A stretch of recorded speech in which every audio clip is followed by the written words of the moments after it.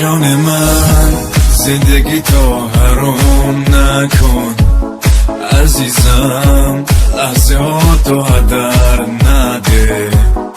من پر شکسته رو رها کن و دیگه این خط منو بال و پر نده. من میتونم زیر بار غصه ها بعد تو تنهایی طاقت بیارم. تو زیادی واسه من ایفی گلم، واسه این میرم و تنها میذارم.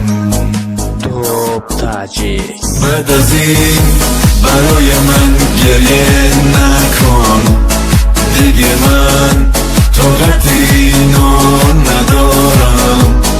بذار خوش باشم به این که آرومی رو دلم اینجوری مرهم بذارم. بعد از این برای من گریه نکن دیگه، من طاقت اینو ندارم.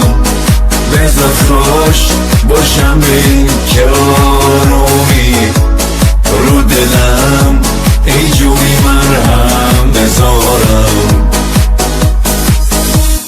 بعد از این برای من گریه نکن،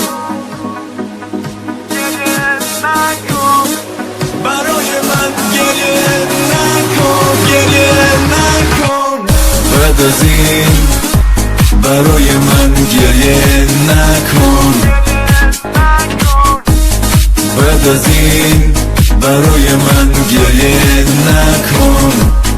بعد از این برای من گریه نکن دیگه، من طاقت اینو ندارم. بذار خوش باشم به این که آرومی رو دلم اینجوری مرهم بذارم.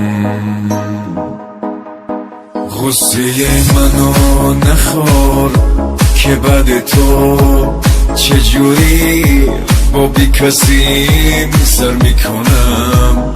برو که الهی خوشبخت بشی، غیر از این مرگم و باور میکنم.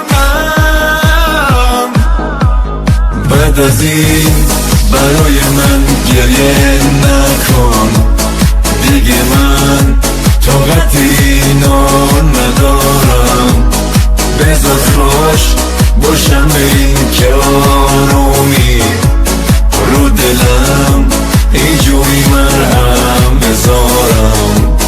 بعد از این برای من گریه نکن دیگه، من طاقت اینو ندارم.